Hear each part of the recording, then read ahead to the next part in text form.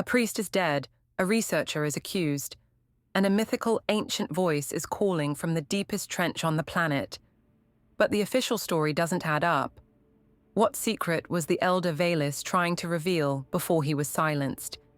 And what if that secret could rewrite everything the Theravyn believe about their place in the universe? Kalei's investigation pulls her into a labyrinth of deception, where every step closer to the truth threatens to unravel her reality. Welcome back, traveler. Before we set course tonight, take a second to anchor us. A thumbs up or a comment is like a signal ping through the void. It lets me know someone's out there.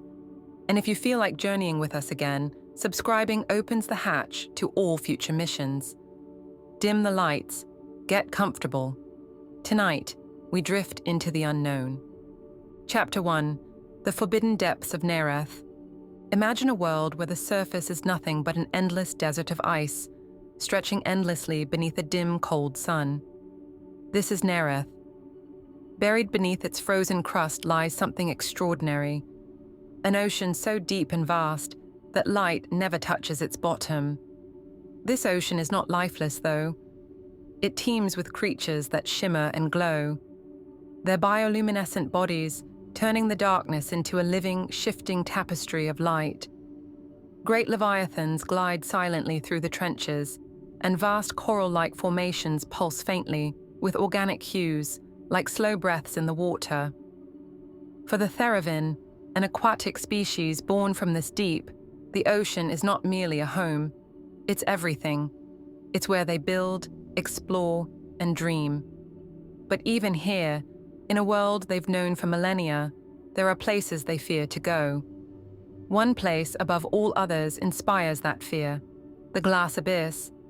It's a trench so deep and so vast, it's almost impossible to measure. Those who attempt to probe its depths often never return, or they surface profoundly changed, whispering strange words that make no sense. The abyss is not just the deepest point of their world, it's forbidden.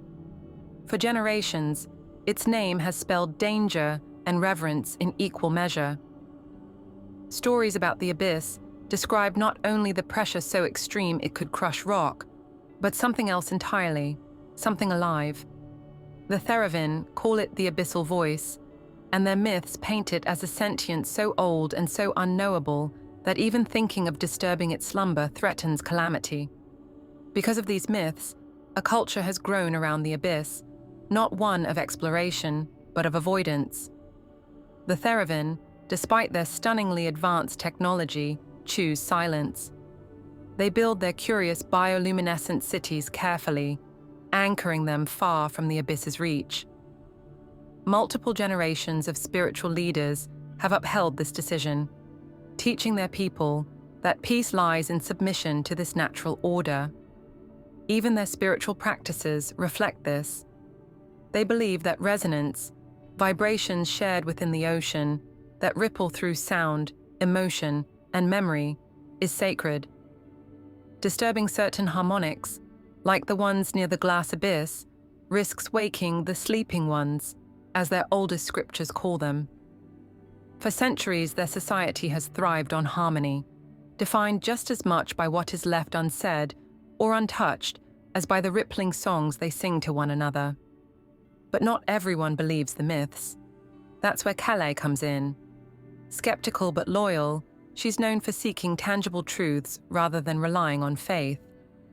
Her role as a resonance investigator means she confronts fear and ambiguity head-on, extracting meaning from what others would leave buried. And yet, even Kalei hesitates at the thought of confronting the abyss directly. Not because she believes the myths about the voice, but because she understands how dangerously fragile the balance is. For her, it's not just the undercurrents of the ocean that matter. It's the undercurrents of power and control passed down by the Theravyn leaders. For generations, they have built laws, rituals, and even taboos on the idea that silence in this place protects not just lives, but the delicate consensus that holds their society together. Here's where things get unsettling. Many of the old myths describe a time when the abyssal voice wasn't silent, when it spoke. The stories are vague, fragmentary. Some claim the voice offers wisdom and unity, while others suggest it leads to chaos and destruction. What's clear is that this ancient presence changed something in the earliest Theravyn, for better or worse. That memory lingers, preserved in the oldest temples, but leaders like Minister Enai warn against revisiting it. We built a society around silence, around not disturbing the thing in the dark, he once remarked, a line that resonates deeply with Theravyn law. The harmony of their society depends on keeping the mystery at bay. But for people like Ravik, this choice feels like an act of suppression, a wall blocking them from extraordinary potential. For every scientist curious about the unknown, there's a spiritual leader like Enai, clinging tightly to tradition. And now, something appears to be changing.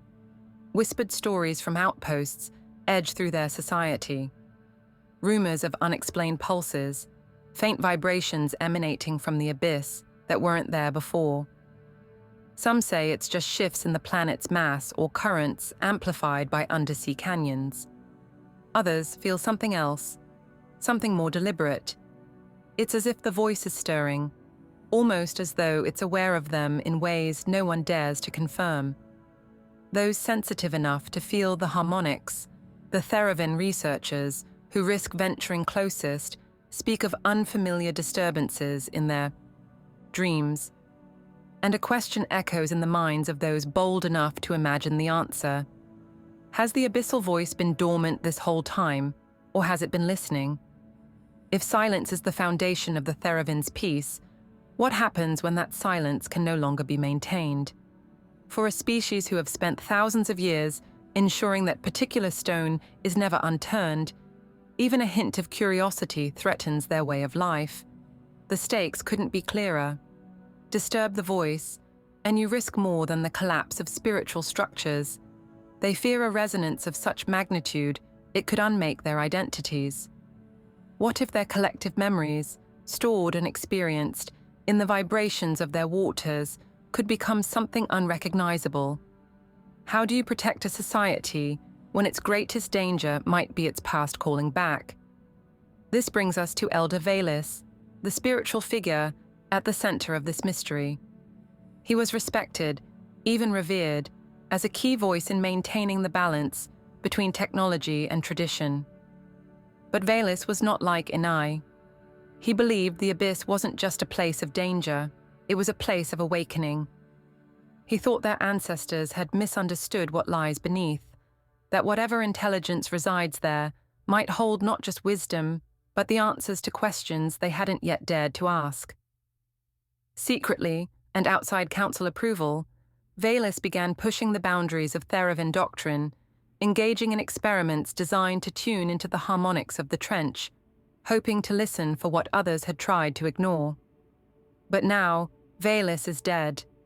Murdered, to be precise, in the Virella spiral, the outpost he coordinated near the glass abyss itself. The murder not only sends shockwaves through their society, but it plunges Kalei directly into the heart of the storm. As an investigator with unmatched insight into harmonic memory echoes, she's tasked with uncovering what really happened in Velis's final moments. But this isn't just about solving a murder. Kalei's investigation starts peeling back layers of deeper secrets, cracks hidden in the fabric of what the Theravyn think they know about themselves. Whispered warnings from her colleagues hint at danger. If this investigation tugs too deeply at the abyss's threads, it could unravel far more than one life. For someone like Kalei, separating truth from myth is no simple task. Her own past, filled with loss and complicated by the cultural weight of Theravyn tradition, makes her uniquely attuned to the psychological burden her people carry. As she begins to ask the difficult questions, silence becomes almost impossible for her to embrace. Because even if the voice were nothing but a deep-sea superstition, something about Velis's death proves otherwise. Patterns are emerging, and as the strange disturbances continue to ripple, Kalei finds herself caught between the skeptic she once was and the investigator she needs to be. Whatever is happening in that trench, It won't stay hidden for long. Kalei isn't just facing a crime. She's confronting the greatest fear at the heart of her people's beliefs. If she can't find the truth, or if she finds a truth too dangerous to share, everything the Theravyn have built to survive, their bioluminescent wonders and fragile harmonies, could fall apart. The glass abyss is no longer just a shadow on the map.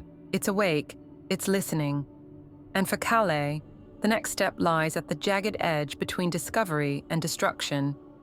First, though, she has to sift through what Vilas left behind, his life, his work, and the echoes he may have embedded in places even she doesn't dare to look. Chapter 2. A Murder at the Spiral. The Varela Spiral is a marvel of Theravyn ingenuity, built on one of the planet's most dangerous frontiers. Suspended above enormous chasms that plunge into the endless dark, the outpost exists on the border between what is understood and what is feared. It serves two purposes. It's a research hub where scientists push the boundaries of resonance technology, and it's a temple where rituals are performed to honor and contain the mystery of the abyss. This duality defines the spiral. Labs and sensors adjoin chambers for meditation, while sterile walkways give way to bioluminescent sanctuaries. Science and faith are not separate here. They blur together, like the soft light emanating from the walls. It's a place where questions about the universe overlap with deep generational fears about what might answer. It's here, in this extraordinary setting, that Elder Vilas is found dead. His body lies in one of the observation chambers near the abyss-facing sensors, the water thick with particles from the violence inflicted on him. At first, the report states that Vilas's death was a tragic accident. Perhaps he triggered an equipment malfunction or suffered the miscalculation of some underwater hazard. That's the official story, bland but effective, likely intended to prevent panic from rippling through the already tense alliances between the spiral's researchers and spiritual leaders. And yet, from almost the moment she arrives, Kalei knows this story won't hold. It doesn't add up, not with the setting, not with what little she already knows about Vilas, and not with the patterns her own instincts are trained to notice. She's been called to the spiral because of her reputation, a resonance investigator who can extract truth from memory echoes embedded in organic surfaces. This skill is more than a rare gift. It's a tool she has honed through precision and necessity. Even in a society so used to intertwining spirituality and technology, her abilities stand apart. Using harmonic waves, she can pick up lingering fragments of events, intentions, emotions, even specific moments, from the materials and organisms that surrounded them. If there is a question about what really happened to Vilas during his final moments, Kalei is the only one with the hope of answering it. The observation chamber where Vilas died is quiet now, other than the faint hum of machines and the soft glow from kelp-like walls that curve up into streams of light. Kalei enters cautiously, her movements deliberate, her mind already slipping into the analytical space that feels most natural to her. She prepares for the harmonic memory extraction, scanning the scene with a practiced eye. Every object could hold a fragment of truth. The walls, where vibrations might still resonate, the tools nearby, tied to purpose and action, even the subtle water currents that might still carry the echoes of Vilas's final thoughts. All of it. She focuses on the glass floor first, her hand hovering just above its surface as she tunes her harmonic device. As the frequencies return to her in subtle waves, like whispering currents, the first contradiction emerges. Accidental death. Number. The resonance reveals signs of a struggle, sharp motions, bursts of panic. The patterns don't align with someone working alone or even someone caught in a natural disaster. These are the vibrations of fear, resistance, and violence. Kalei doesn't flinch, though the truth of what she is uncovering begins to anchor itself in her mind. Vilas didn't slip or stumble. He fought. That discovery pulls her further into the mystery, but it also tugs at something deeper within her. The burden of truth always does. People refer to Kalei as stoic, detached. It's easier for them to think of her that way, to imagine her as a professional instrument of fact, unencumbered by feeling. But she carries her own weight, her own shadows of loss and longing. She is no stranger to the kind of silence that follows tragedy, or to the hesitation that comes when confronting something bigger than yourself. Still, the echoes don't lie, and by the time she has pieced together the vibrations of Violet's last moments, she knows she's facing not just a murder, but a murder laced with secrets. Secrets powerful enough for someone to kill over. What makes the stakes even higher, but also strangely more intoxicating for her, is what she senses at the edges of the harmonic resonance.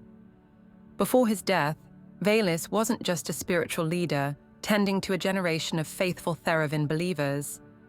He was a thinker full of contradictions, a voice of faith and science, someone who sought to bridge worlds most thought incompatible.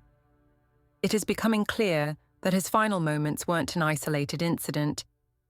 There's an unmistakable flow to the echoes that, linked to something far older, far more significant to the Theravyn's history and mythology. She's beginning to feel it between the frequencies, in the faint imprints of other vibrations. If she tunes the right way, she can almost hear it. Communication. Not between Valys and another Theravyn, but between him and the abyssal voice. The implications hit hard. Everything about this society, their laws, their traditions, even their deepest spiritual knowledge, is built around silence. To communicate with the presence that lies within the glass abyss isn't just a violation of ritual. It's a rupture in the foundation of who the Theravyn believe they are. The balance they've maintained for centuries could shatter with one voice reaching out into the dark. And Valys didn't just reach, he listened. He created something tangible, a two-way connection. For scientific minds like those in the Varela Spiral's labs, this might represent a breakthrough, but for the spiritual leadership, it's a disaster. As she processes these revelations, Kalei's thoughts turn toward the outpost itself. At a place like Varela Spiral, every single person has a role determined as much by politics as by skill. Scientists and spiritual leaders coexist here, but the friction between them is palpable. Valys's position was unique. He wasn't just the outpost's elder, he was its keystone, the one who mediated between these two clashing sides. His death doesn't just leave a vacancy, it leaves a wound. The moment she steps back into the central chambers of the spiral, Kalei begins to sense the tension his death has unleashed. Researchers whisper in corners, their bioluminescent features dim, while members of the spiritual order move quietly but pointedly through the passages, their luminous patterns flickering like muted signals. In a society so attuned to emotion and resonance, even the faintest glimmers of hesitation ripple outward. And with each ripple, Kalei sees the widening gap between the two halves of this outpost's purpose. Some want answers, others want the questions silenced. This political and spiritual storm grows sharper as Kalei's findings begin to conflict with the official narrative. An accident? Hardly. She's uncovered enough to know Valys's death involved intent, decision, action. But who acted, and why? The answer comes from an unexpected direction. One name keeps rising when she examines the memories embedded in the environment. Ravik, a name she recognizes immediately, not as some distant figure in the outpost's hierarchy, but as someone central to the story of Valys's life. Once a student and close collaborator, Ravik is a young, impassioned engineer whose ideas often put him at odds with authority. He represents a spirit of curiosity that resonates with Kalei, though she approaches him cautiously. When Kalei finally confronts him, Ravik's reaction is direct and unexpectedly urgent. He doesn't demean Valys, nor does he deny the impact the elder had on him. "You revered Valys," Kalei says, leveling her tone, "yet you call him mad." Ravik doesn't hesitate. He wasn't mad. He was listening. What we heard was terrifying only because it was unfamiliar. It's a strange statement, a mixture of defense and warning. Ravik claims his innocence, but his urgency suggests he, too, recognizes something deeper at play. He presses her to question what she's been told, to think about the forces in power at the spiral and what they might have to gain in keeping the truth buried. Velis wasn't just trying to prove something, Ravik insists. He was onto something, and now they're twisting it to make him look like the problem. These words sit uneasily with Kalei. She knows the risks of attaching too much weight to one perspective. Still, Ravik doesn't just bring theories and ideals to their conversation. He brings something tangible, a harmonic recording. It's the last conversation he and Velis had before Velis's death. Though fragmented and distorted by the chaos that followed, the recording carries the lingering echoes of something unmistakable, the abyssal voice. The pattern is there, the vibrations layered upon the elder's words in a way that almost feels intentional. Kalei doesn't know yet what to make of it, but she does know one thing. The official narrative is no longer just thin and questionable. It's unraveling entirely. On Nereth, secrets never remain still for long. They ripple, they distort, they shift into currents that pull everyone into their path. For Kalei, solving Velis's murder isn't just about untangling facts. It's about following the echoes through the widening fractures of a society on the brink. The next ripple comes sooner than she expects, and it arrives not from Ravik, but from someone Kalei never thought she'd have. To confront again. Chapter 3, Ravik's Plea, A Different Truth. Ravik is not what Kalei expects. When the young engineer appears before her, there's no sign of the wild instability she's been warned about. If anything, he seems sharp, intense, yes, but focused. His glowing patterns shift across his skin in controlled pulses, an emotional transparency Kalei knows must have taken years to perfect. On Nereth, the bioluminescent signals Theravyn emit are more than expressions of thought. They are reflections of truth, a form of honesty more immediate than any words. So far, Ravik is steady, calculated even, but a closer look reveals the cracks beneath the surface, small flickers where his light falters, mirroring a restlessness he can't fully conceal. He reminds her of someone who's been caught in a current too strong, someone fighting to swim out while trying to explain how they ended up there in the first place. "You think I killed him," he says, and his tone doesn't carry anger, just exhaustion. Kalei answers him with silence, waiting to see how he handles the weight of her attention. Ravik lowers his gaze, as though searching the ocean floor for some kind of anchor. Velis, they need a villain, someone easy to point to.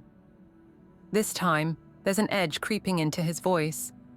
His light shifts again, bluer now, more turbulent. Ravik's connection to Velis was no secret. The Elder had mentored him when he first came to Varela Spiral, impressed by the ingenuity and curiosity Ravik brought to his work. Together, they'd collaborated on projects designed to push the boundaries of resonant science.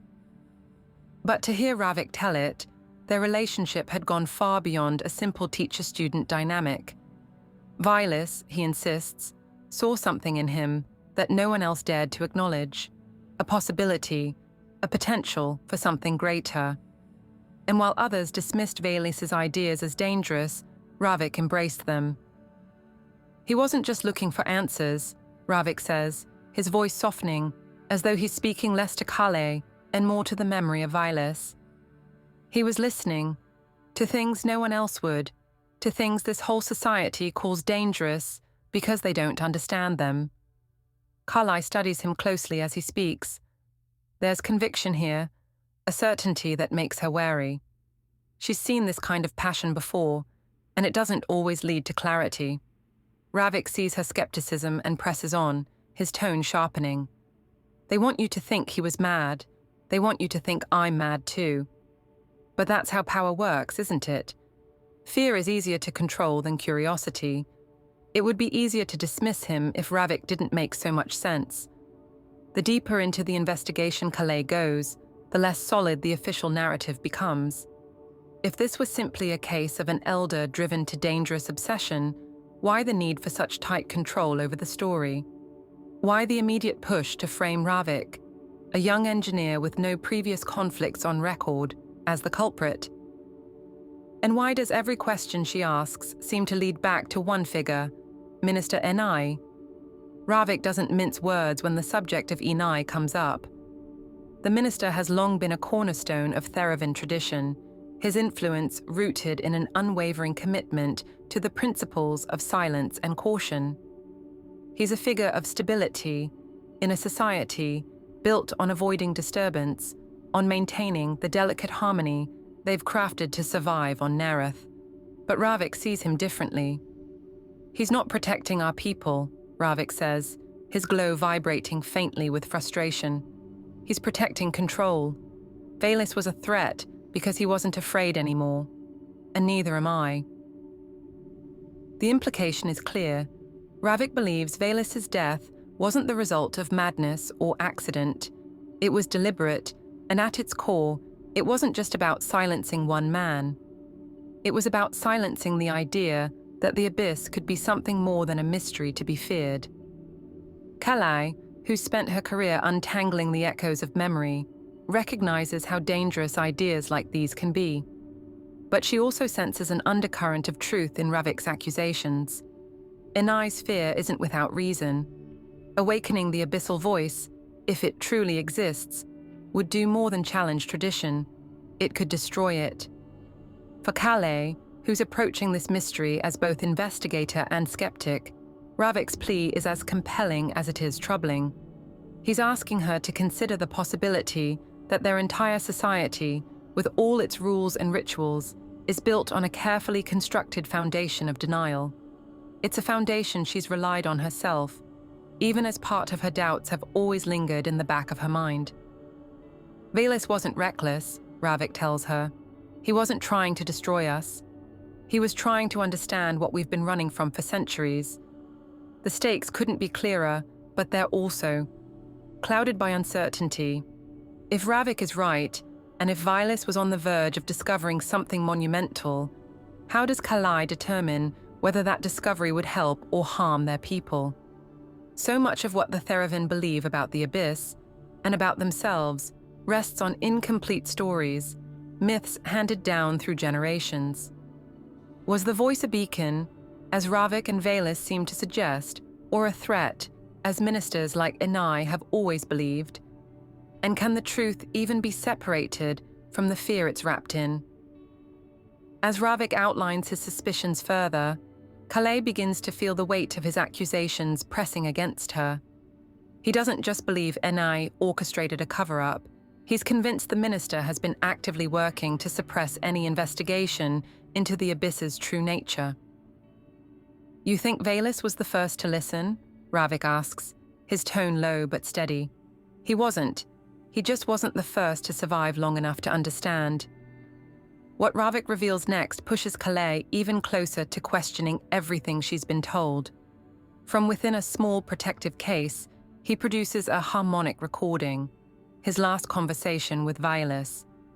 The device hums faintly as it activates, its tones calibrated to play within the Theravyn's resonance-sensitive waters. The recording is fragmented, distorted, but unmistakable in certain places. Velis's voice comes through clearly, steady but layered with an urgency that Kalei has never heard from an elder before. But it's what accompanies his words that truly catches her attention.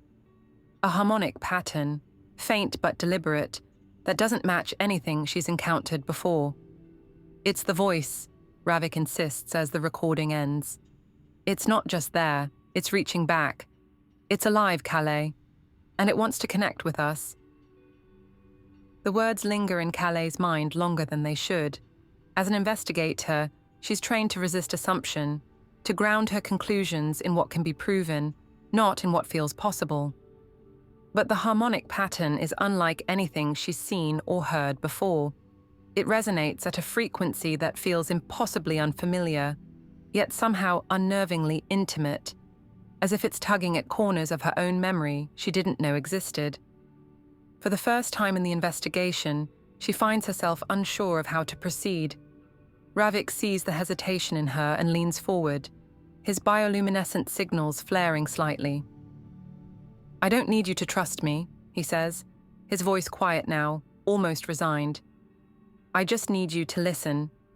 It's a simple request, but it weighs on her more heavily than any demand or confession. Listening, truly listening, has always been at the core of who she is, both as a Theravyn and as an investigator. But listening, in this case, feels like opening a door she's not sure she'll be able to close again.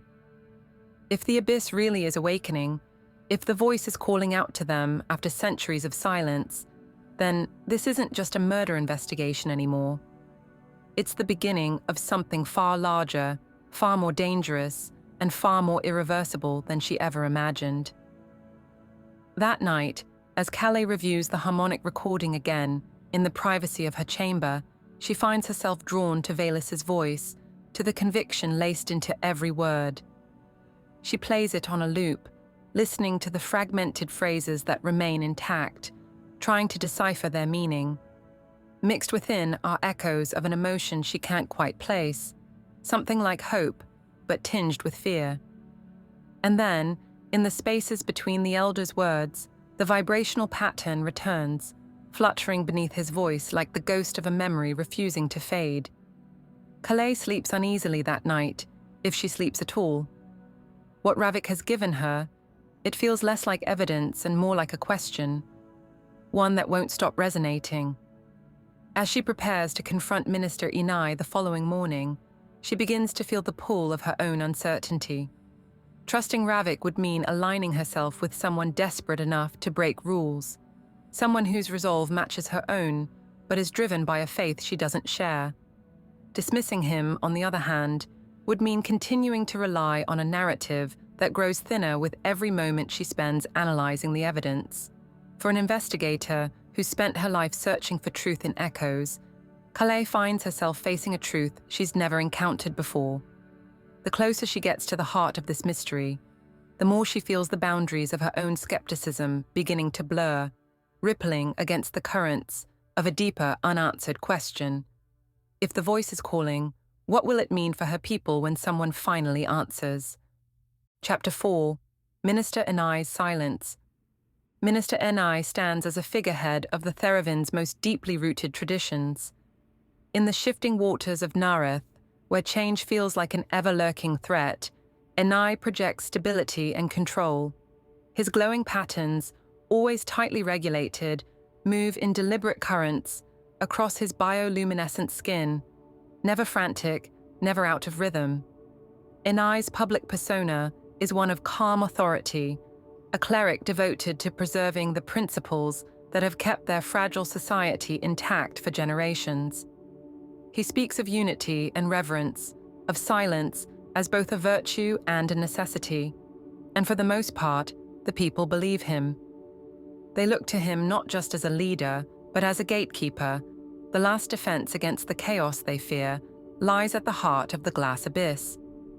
In public assemblies, his words are measured, his presence commanding without being overbearing. Inai often invokes the symbolism of the ocean itself. It is vast, it is patient, and it does not rethink its purpose. He reminds the Theravyn that their survival has always depended on knowing their limits. "We built a society around silence," he declares, his voice steady and unwavering in the chambers where the clerics gather. "Around not disturbing the thing in the dark." It's a phrase that echoes through the currents of their culture, a reminder of the fragile balance that holds everything together. To many, Inai's silence is not apathy or ignorance, it is wisdom. He seems to ask a quiet but pointed question whenever his glowing gaze meets theirs. Why risk everything? Yet beneath this carefully curated exterior lies something darker. Kalei sees it in the subtle inflections of his speech, the unspoken edges of his answers when questioned. She sees it in the way he turns conversations back onto his audience, deflecting with a practiced ease that leaves no room for doubt while revealing nothing. It becomes clear to her early on, this is a man used to hiding things, not from malice necessarily, but from fear. The fear that gripping Nereth's currents tighter is the only way to stop the tides from swallowing everything. When Kalei meets Inai in his private chamber at the Spiral, she knows what kind of conversation this will be. His surroundings are as controlled as he is. Dim bioluminescence casts the room in soft blues and greens, and the walls are adorned with harmonic filaments that hum ever so faintly, as though even his environment is calibrated to keep truth at bay. He greets her with a formal tone, his light almost entirely neutral, and Kalei can feel the tension in the way he studies her. He doesn't offer her answers, he offers her reassurances, speaking as though the facts of Vaelus's death are already carved into stone. The elder was straying too close to the edge, Inai says calmly, folding his webbed hands. He was beloved, but he had lost his way. Inai is careful to frame Vaelus's actions as tragic rather than malicious. To him, the elder's attempts to communicate with the abyssal voice weren't an act of curiosity. They were a breach, an unforgivable violation of the silence that protects them all. Vaelus knew the risk, Inai continues, his tone softening just enough to suggest sorrow, though Kalei notes how unconvincing it feels. He let his own ambition override his duty to his people, and now we are left to restore the balance. Kalei doesn't interrupt him, but her expression remains unreadable. She knows when someone is trying to guide a conversation, and Inai is doing just that, carefully choosing his words so that they press against her logic without opening the door to further questioning. But Kalei doesn't need him to confess for her to see what he's doing. With every polished sentence, he reinforces exactly what the people under his influence need to believe. Vaelus endangered them, Ravik is reckless, and anything involving the abyss is inherently dangerous. Inai's arguments aren't clumsy or overly forceful, they're precise. They carry the weight of someone who believes control is the only thing preventing chaos. But Inai's private fears, Kalei senses, are much sharper than the ones he shows in public. Somewhere beneath his calm exterior, she imagines the currents of his thoughts swirling just out of reach, too deep and too turbulent to rise. The idea of the abyssal voice waking terrifies him, not because of what it might do, but because of what it might reveal. For centuries, the voice has existed as the centerpiece of both mythology and prohibition. To awaken, it would be to open a door that the Theravyn leadership has worked desperately to keep closed. Inai doesn't just fear the voice, he fears what happens when the silence around it is broken.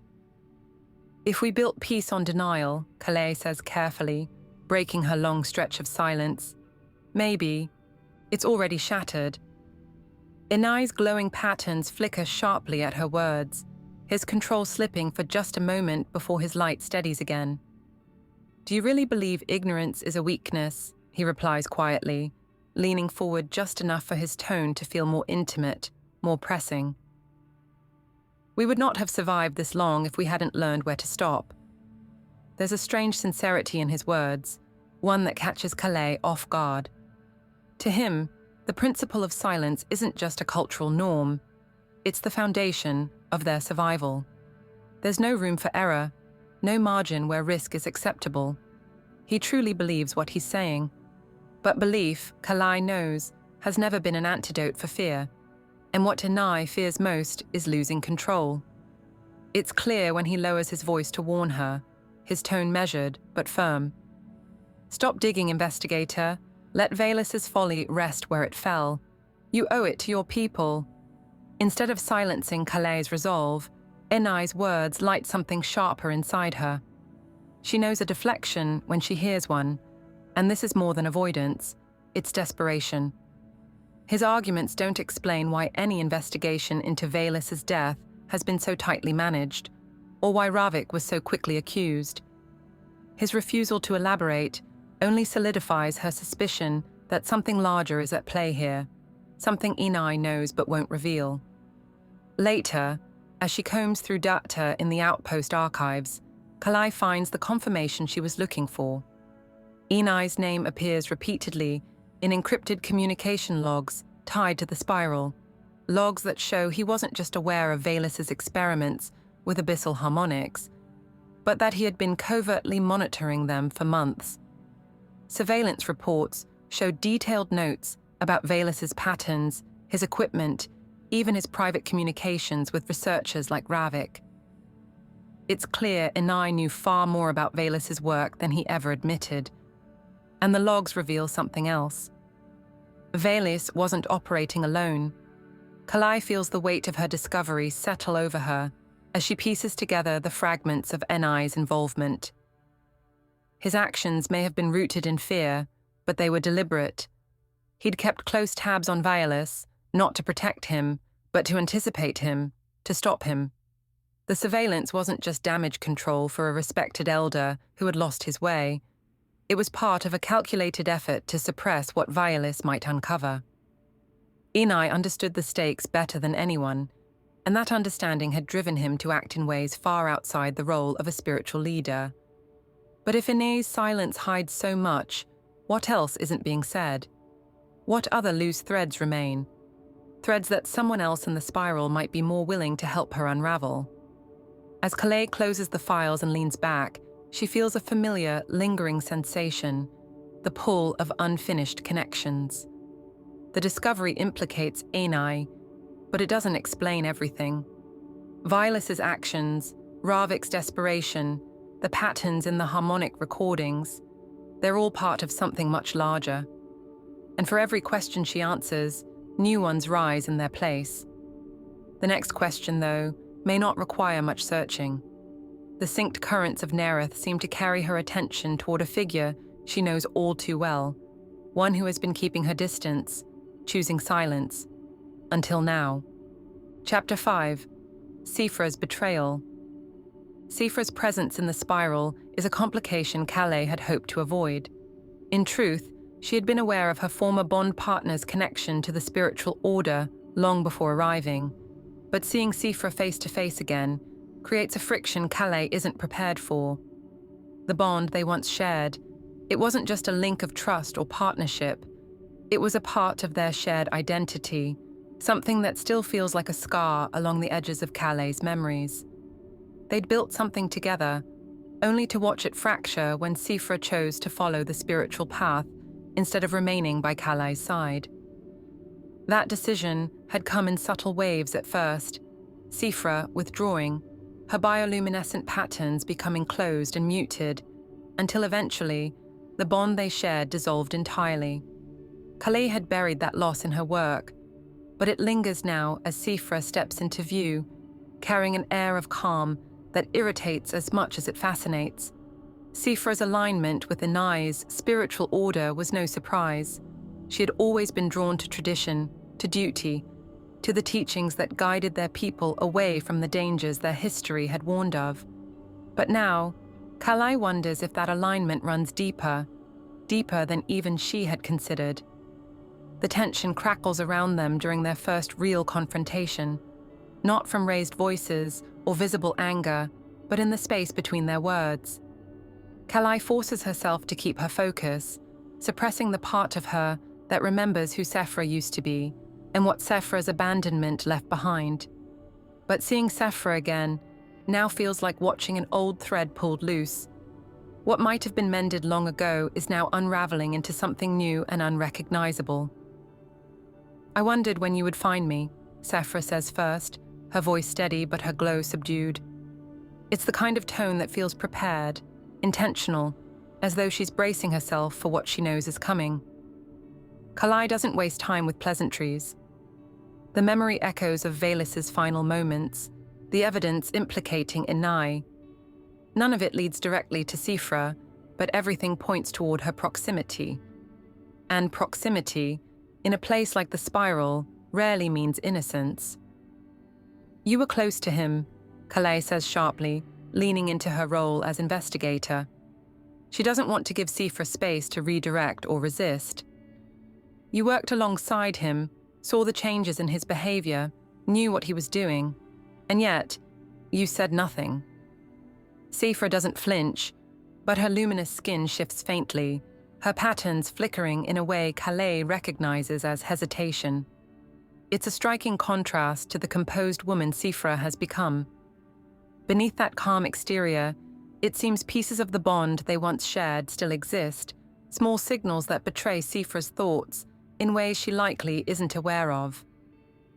I said nothing because saying something would have done more harm than good, Sci-Fi replies calmly, though her words carry an edge of underlying tension.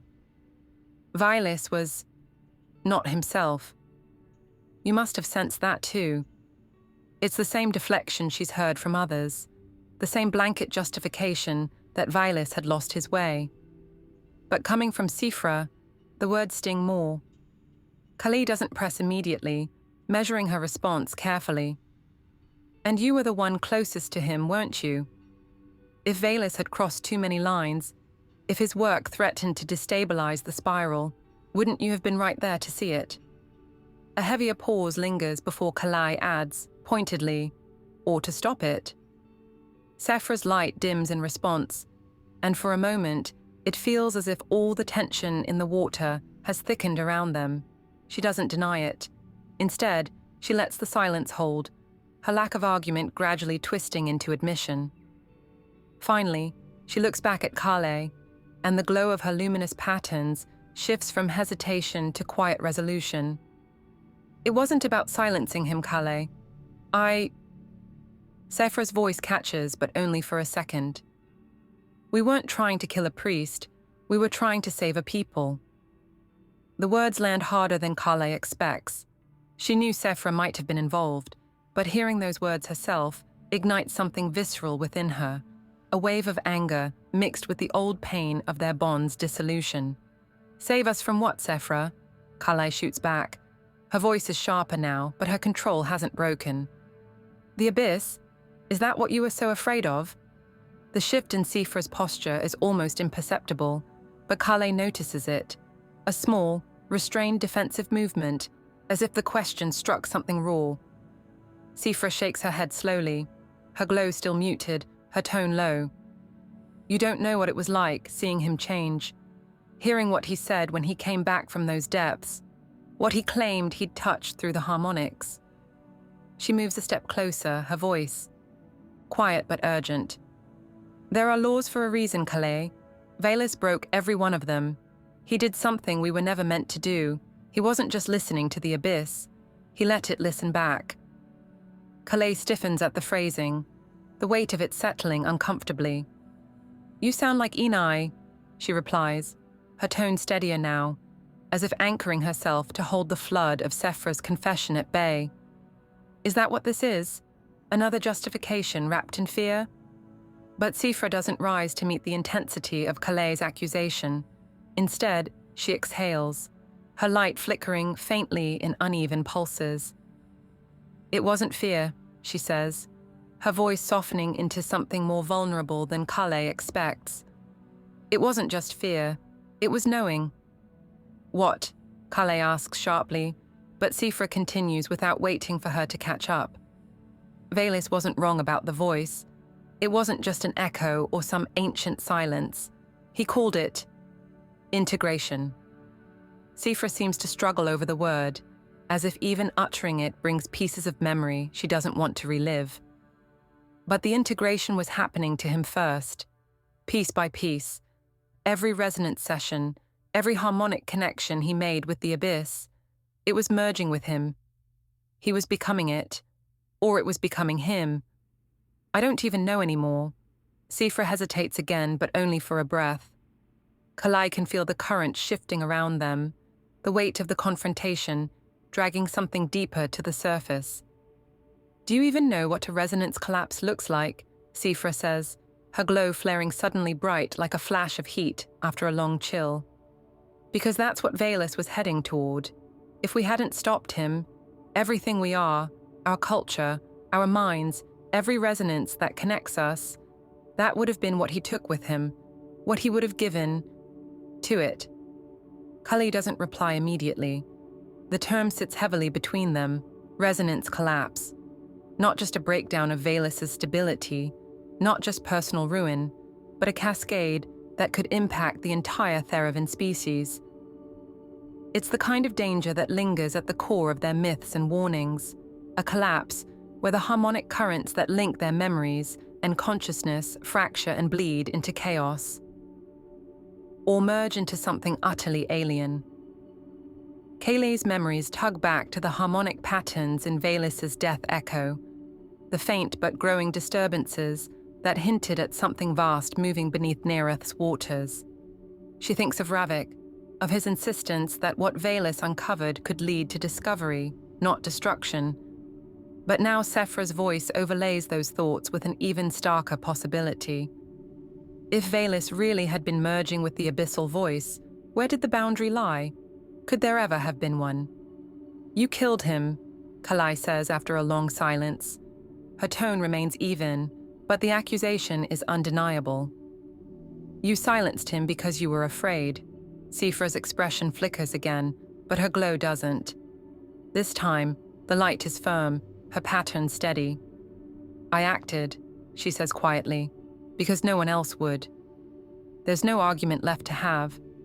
Kalei can see it in Sephra's stance, hear it in her voice. No amount of questioning will make Sephra falter on this point. She believes she did what had to be done, but for Kalei, the cost of that decision looms too large. The confrontation isn't just about Velus or principles or the stifled questions surrounding the abyss. It's about trust, shattered and floating in pieces between them, and whether Kalei can ever forgive Sephra for walking away a second time. Sephra's final words before she leaves linger long after the confrontation ends. "I know what you're thinking," she says quietly, not as a threat, but as an acknowledgement. "Don't follow me down the path I've gone, Kalei. But don't follow him either." She turns away before Kalei can respond, her glow fading into the distance until nothing but the soft, ambient luminescence of the spiral's walls remains. Kalei stands alone, her mind awash with the fragments of the conversation, the unanswered questions it leaves behind. Resonance collapse. Integration, the voice. Each piece adds a layer to a puzzle that only grows more complicated. For all her resolve to find the truth, she realizes the lines between discovery and destruction are becoming harder to distinguish. But whatever she uncovers next, she knows this much: she can't stop now. The next step, no matter the drift of the currents, is forward. Chapter 6. The voice awakens. The harmonic pulses begin subtly, almost imperceptibly, like a faint vibration running through the water. At first, the inhabitants of the spiral barely notice them. They might dismiss the sensation as an overdue current shift or a distant tectonic movement beneath the ocean floor. But it doesn't take long before the patterns change. The pulses grow stronger, layering themselves with a complexity that shouldn't exist in something natural. They arrive in evenly spaced intervals, rippling through the ocean like notes from an alien instrument. And they're not just audible, they're felt, physically, emotionally, even mentally, and their touch leaves something behind. At the height of the spiral's main passageways, researchers pause their experiments, their glow dimmed as they glance at one another, puzzled. Clerics rotate the harmonic tuning crystals within their chapel chambers, trying to dampen the vibrations or align with them to understand their purpose. None of it works. Instead, the pulses weave through the structure of the outpost itself, echoing off walls, through the water, and into the Theravyn who live and work there. The effects are subtle at first, a momentary lapse in focus, a murmur from someone mid-sentence, and pauses as inhabitants lose their train of thought. But soon, those lapses deepen. Unconnected memories break through like uninvited guests, a sensation of swimming through childhood currents, the feel of hands at a long-forgotten ritual, the rush of panic from an old trauma. All of it surfaces without warning, triggered by something no one can describe. Kalei feels it too. The pulses don't just occupy the edges of the spiral. They press inward, winding through her mind, In one moment, the chamber around her seems as solid and grounded as ever. But the next, without warning, the edges blur. She feels herself standing in two places at once. The memories come intermittently at first, flashes that pass too quickly to understand. There's the brackish glow of a near-forgotten festival, long before she lost Sifra. A conversation with her father about resonance techniques repeats itself, though she knows he's been gone for years. But then, something shifts. The visions no longer belong to her. The faces and places seem familiar but removed. Figures from lives she's never lived, moving in currents she's never swum. At its peak, she begins to see glimpses of something else entirely. Something not of the past but the future, or futures, plural. As the harmonic waves deepen, they cast images across her mind that feel impossibly vast. She sees Theravyn cities, their bioluminescent towers, glowing with strange, enchanting patterns she cannot comprehend. But these cities aren't thriving. Instead, the light grows too bright, unstable, their harmonious flow spiraling into chaotic bursts. Then, just as suddenly, the image shifts, and she sees the opposite. A silent world where the lights have gone dark, where the currents are still, and the resonance that connected her people has dissolved. And then there's the in-between. It's here the visions feel deepest, more personal. In this in-between space, Kalei sees emerging, the collective consciousness of the Theravyn evolving into something far beyond what anyone could define. Faces blur together, patterns and rhythms that once belonged to individuals dissolve, and what remains is connection, pure, unfiltered unity. It's frightening and captivating all at once, the pull of it nearly overwhelming her. But the longer she experiences it, the harder it becomes to tell herself apart from the countless others sharing the vision, their features overlapping with hers. Is this transcendence, or annihilation disguised as something beautiful? Back in the spiral, chaos rises. The harmonic pulses take hold of others, drawing Theravyn into fragmented states of awareness. Researchers stop working, their minds caught on cycles of visions. Clerics begin chanting without knowing why, their voices syncing in eerie unison.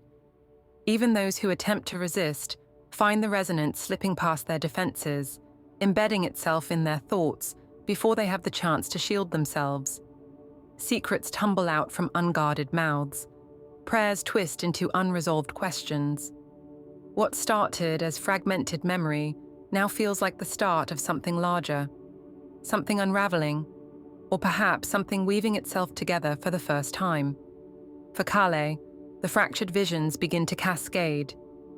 The more she fights to ground herself, the stronger the pull becomes, until she can no longer tell where the resonance ends and her mind begins.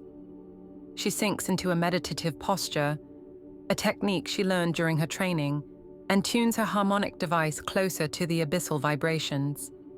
Instead of resisting the waves, she lets them flow through her, observing them, searching for patterns within what feels like chaos. And then she finds it. Beneath the layered pulses, beyond the turbulence and fear, there's a rhythm, a steady, deliberate cadence almost hidden beneath the noise. It's imperfect, incomplete, like a voice speaking through distorted interference, but its intent is unmistakable. It's not pushing her away, it's drawing her closer. The realization chills her. The abyss isn't sending warnings, it's sending an invitation. This harmonic clarity pushes her into action. While the rest of the spiral succumbs to increasingly erratic states, too lost in their visions to maintain focus, Kalei recalibrates her equipment, adjusting its resonance range to isolate and amplify the deeper harmonic tones. It begins to fit together. The pulses aren't random. They contain meaning mapped into sound, layered with something raw and emotional. This isn't the unknowable chaos her people's myths have warned about for centuries. This is communication. It's slow, imperfect, and fragmented, but it's reaching out like a hand held underwater, waiting for someone bold enough to reach back. Against her better judgment, or perhaps because of it, Kalei knows what she has to do. The longer she waits, the more the situation deteriorates. The researchers are slipping into confusion or fear. The clerics, driven by their belief in the sanctity of silence, are attempting to drown out the pulses entirely, though their efforts seem only to agitate them further. And Kalei herself, she feels the pull growing stronger by the moment. The abyss is calling not just to them, but to her. It feels personal now, as if her harmonic alignment with the voice has awakened something, not just in its depths, but within herself. She doesn't know whether the connection is a gift or a curse, but she knows one thing for certain. She can't unravel the truth from the edges of the spiral. Whatever lies beneath the glass abyss must be confronted directly. Her decision takes form quicker than she anticipates. No council will approve it, no leader will support her. To many, leaving the safety of the spiral to approach the abyss is reckless. To others, it's blasphemy. But Kalei has already moved beyond their concerns. The currents of the abyssal pulses are tugging at something deeper than loyalty, to faith, to society, even to herself. Whether it's guilt, courage, or sheer curiosity driving her, she isn't certain. But her resolve is clear when she activates her dissension gear and begins plotting the dive. She doesn't tell anyone else, not even Ravik. It's partly out of caution, but mostly because she understands this journey must be hers alone. Whatever kaleidoscope of memories, fears, myths, and visions has brought her to this point, everything feels like it's been leading her to the trench. If she lets this slip past her now, the chance to understand might vanish forever. More than any investigation, more than any duty she's carried, the immense presence of the abyss weighs on her with one unrelenting question. Are you ready to listen? Standing at the edge of the spiral's diving chamber, her bioluminescent patterns pulse faintly, their glow dimmer than usual. She takes a final moment to glance back at the faint outline of the outpost halls beyond her, the place where secrets first began to surface. Then she steps forward. As the currents claim her body and silence wraps around her, she focuses one last thought on the resonance still vibrating faintly around her. This silence feels different, pregnant with possibility, the moment before the break of a wave. The descent isn't instant. The equipment keeps her in controlled motion, a swimmer caught in slow, deliberate patterns as she moves deeper. The lights from the spiral fade from view quickly, swallowed by the vast dark currents that dominate Nereth's deep waters. There's a growing stillness here, contrasting sharply with the chaos she's leaving behind above.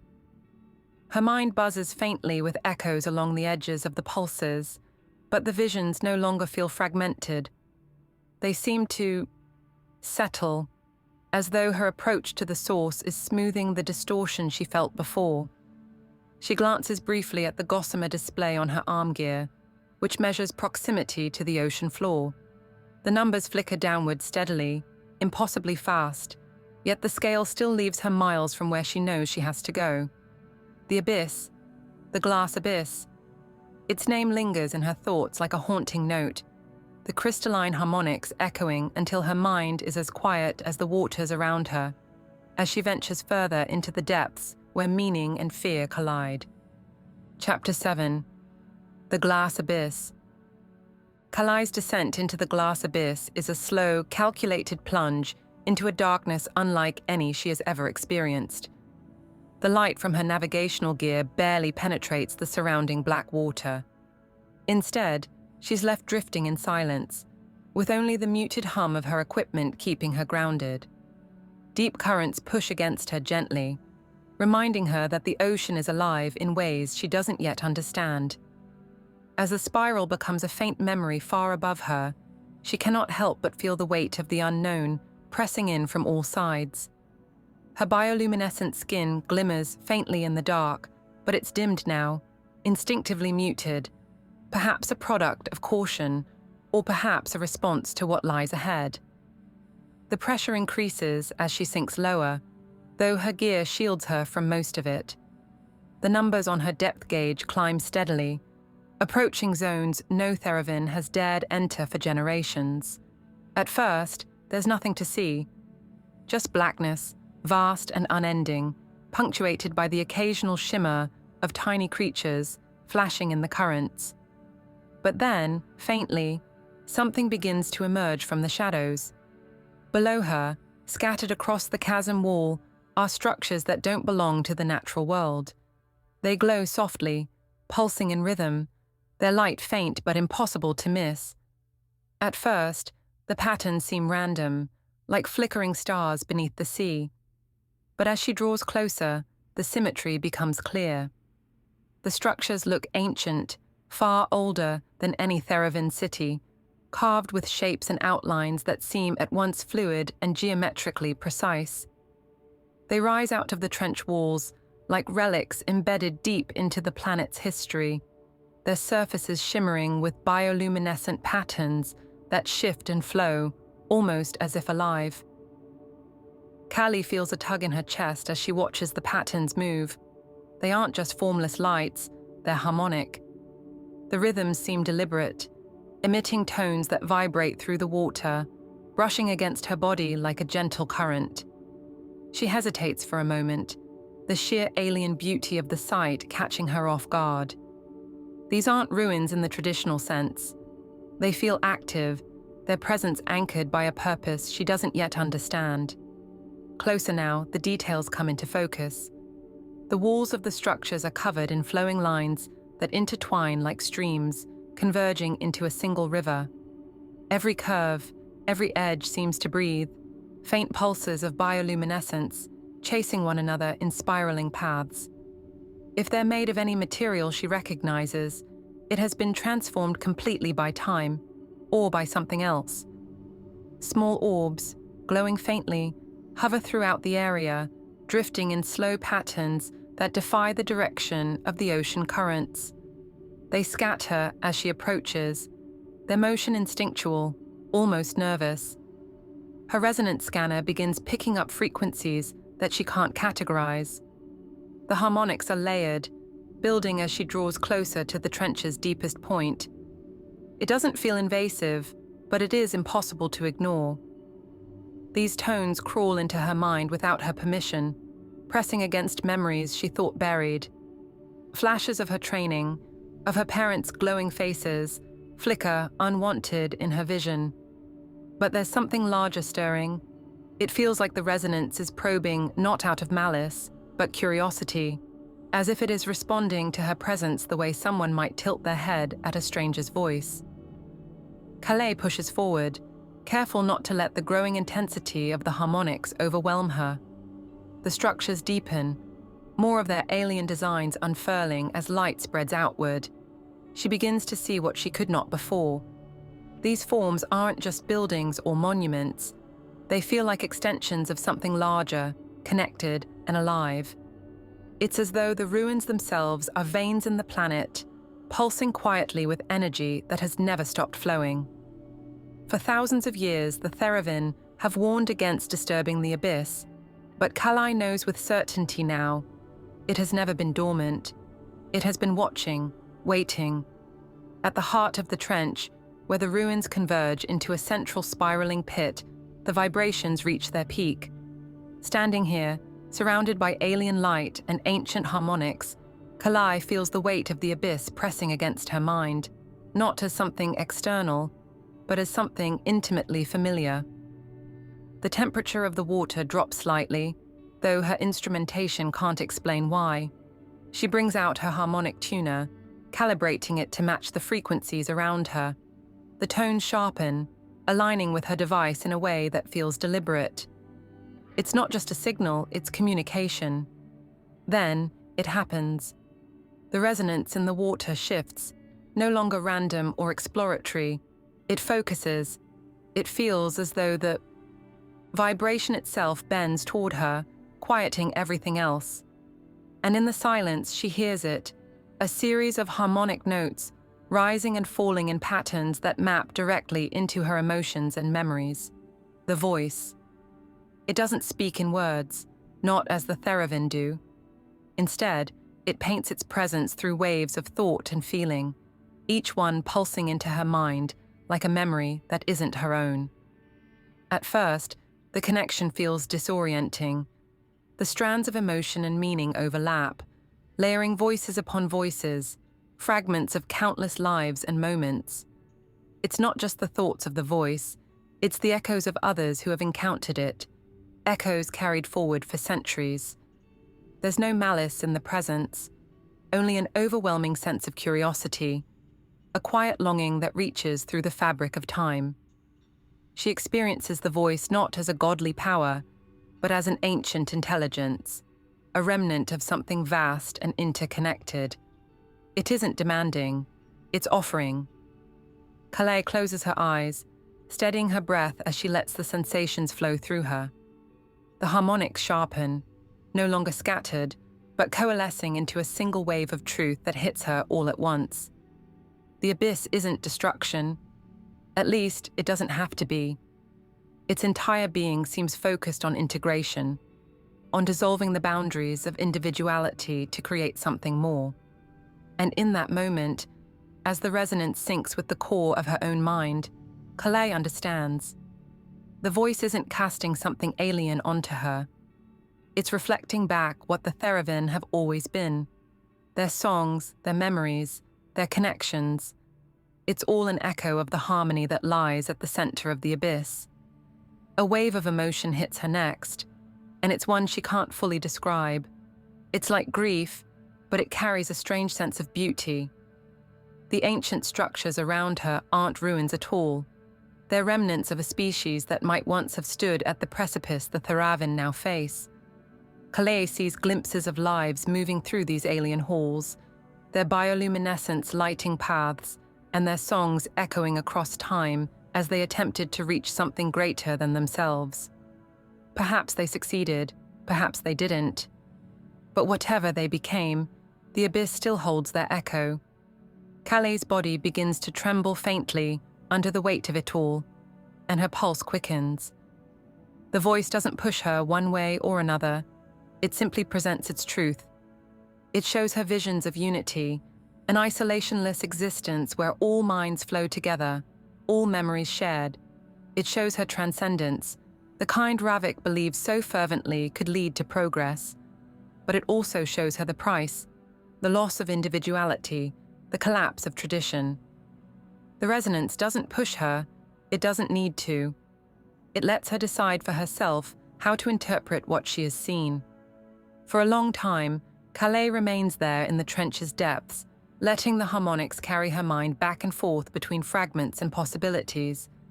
The structures around her glow brighter now, their tones shifting to mirror her breathing.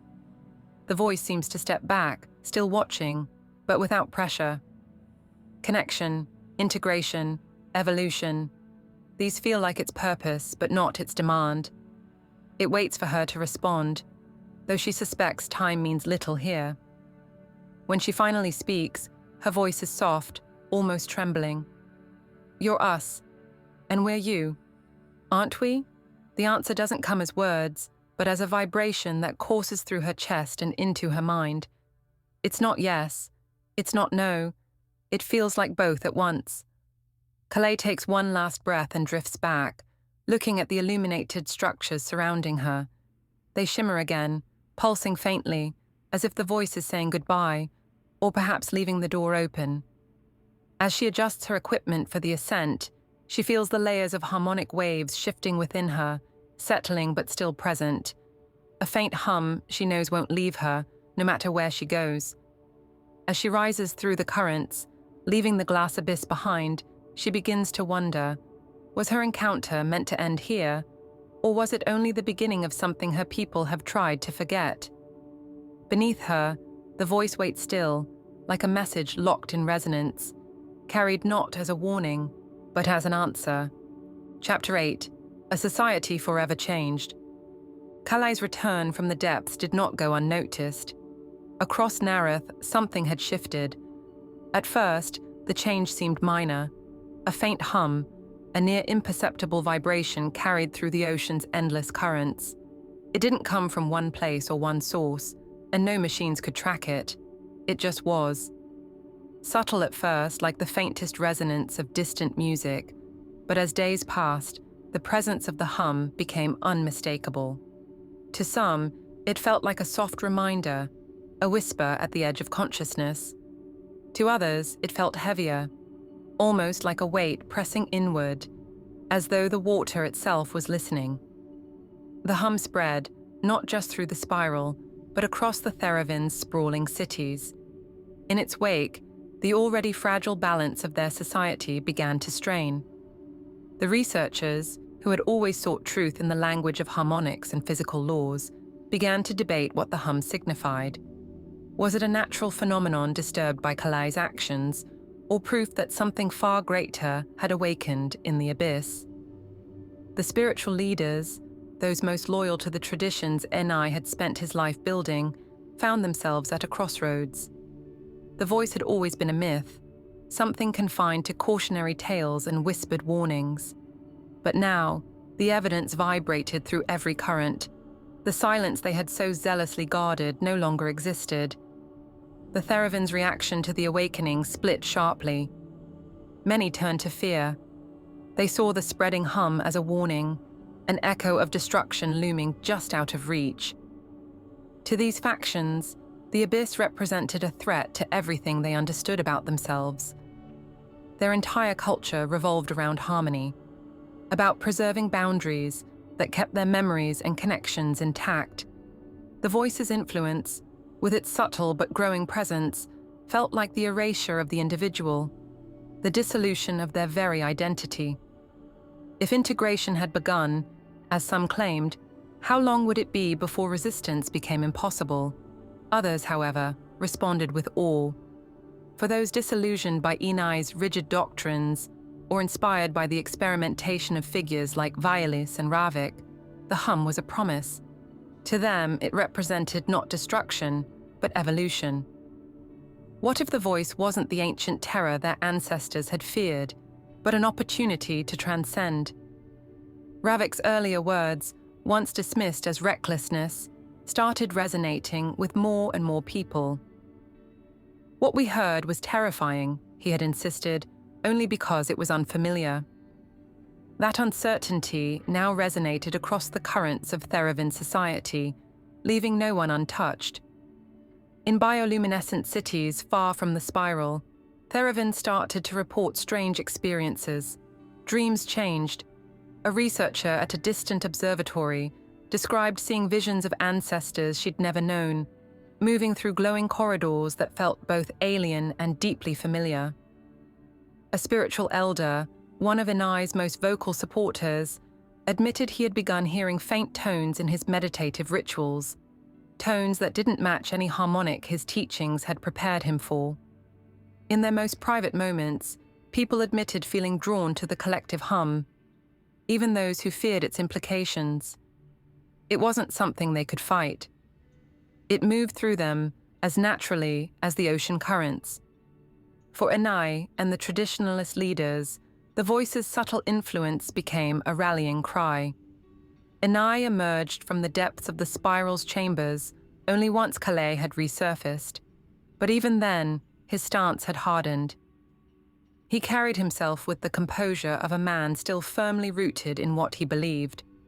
Publicly, he condemned the resonance spreading across Nareth, framing it as a corruption, proof that the consequences of disturbing the abyss were finally surfacing. "Do not mistake this for progress," he warned, his tone sharp but steady. "This is not our salvation, it is our undoing." But Kalei saw something else in him during their final exchange. There was fear, real, undeniable fear. Enai wasn't just losing control over the narrative, he was losing control over the certainty he had devoted his entire life to upholding. His patterns, always precise and measured, flickered faintly as he spoke, betraying a tension that no words could fully mask. Kalei, who had once been content to avoid their spiritual disputes, found herself unshaken by his warnings. She had seen the abyss for herself. She had listened. Among the arguments and fractures, Ravik's voice grew louder. No longer an isolated idealist framed as a criminal, he began to gather people who shared his belief that the hum signaled the start of a transformation. As the currents carried the resonance farther, Ravik insisted that the voice was offering not destruction, but connection. To many, this idea was thrilling. They saw in the hum a possibility to reunite past, present, and future, to ensure that their species would survive in a way they hadn't yet considered. Ravik's earlier claims, dismissed as dangerous ideas, now rang with new clarity. "The abyss isn't our enemy," he said in one gathering near the edge of the spiral. "It's us, and it's calling us to become something more." But becoming more also meant letting go. Many Theravyn still feared what they might lose if the voice continued to spread unchecked. Their culture relied on their shared resonance, but it also required boundaries between individuals and between memories. That structure had kept their bioluminescent cities functioning for centuries, their songs flowing seamlessly through the ocean. The voice threatened to dismantle that structure entirely, replacing it with something no one fully understood. Would integration mean unity, or would it strip them of everything they cherished about their existence? The wisdom of isolation had kept them safe for millennia. Was a chance at transcendence worth risking it all? The divide became impossible to ignore. In some cities, people began forming enclaves resistant to the spreading hum, isolating themselves further from areas near the abyss. These enclaves silenced their songs entirely and tuned their cities to frequencies they hoped the resonance wouldn't reach. Others began experimenting openly with the hum, building harmonic devices to amplify it and explore the memories it invoked. The divide wasn't just intellectual, it was emotional, spiritual, deeply personal. The Theravyn, a species bound by the currents of their songs, now found those currents fragmenting around them. And yet, amidst the tension, the hum continued, steady and unyielding, echoing across Nereth in tones that no one could stop. Kalei felt the weight of her journey as the spiral's currents settled once again into quiet. Though the abyss had receded from her immediate senses, its presence had not left her. Returning from those depths had not brought answers, it had brought choices. For days, she avoided the public discussions. She avoided Enai's formal addresses and Ravik's impassioned gatherings. Instead, she let herself drift, replaying the harmonics she had encountered in the abyss, trying to make sense of the voice's offering. The spiral's silence felt thinner now, as though the collective fabric of their world was fraying. In the darkest hours of her isolation, Kalei struggled with the same question everyone else was asking. What now? Do you embrace the unknown, take the voice's hand and let it guide you, even if it leads to the loss of everything that made her people who they were? Or do you resist it, shut it out, knowing that progress might collapse into stagnation? No decision felt clean. But in the depths of her thoughts, she kept returning to one truth the voice had shown her. A truth not spoken in words, but in the resonance that had filled her mind, showing her people's songs in ways she had never seen before. The voice wasn't offering them something foreign. The resonance wasn't alien.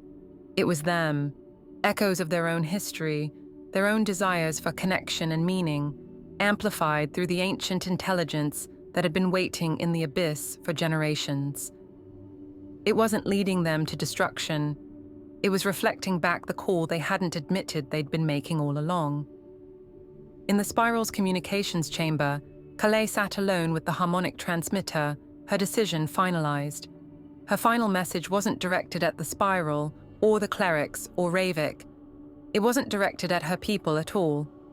The harmonics of her voice radiated outward, carried by the very currents that had started this change. Her transmission wasn't loud or commanding, it was quiet, steady, like a ripple becoming a tide. I was taught to fear what echoes in silence, but now I know, it was us, calling back. Her words lingered for only a moment in her mind, before they joined the currents around her, flowing outward into the ocean's endless depths. What they would carry with them, she couldn't know. But as Kalei turned from the transmitter, There was a calmness in her movement, a faint hum touching the edges of her own resonance. Whatever came next, it wouldn't come from silence. It would come from connection. Across Nereth, the hum continued, a song without end, impossible to ignore, drawing her people toward a future that no longer waited in the dark. Epilogue. The abyssal voice was never something separate, something alien. It didn't invade the Theravyn. It came from them, reflecting their own resonance, amplified by time and memory. It held their fears, their hopes, and their forgotten songs, waiting in silence until someone was ready to listen. What truths do we hide in the depths of our own world, or even inside ourselves? And what might we lose if we never uncover them? Perhaps the lesson of the abyss is this: isolation makes survival possible, but connection makes survival meaningful. Maybe the future doesn't come from silence. It begins when we call back,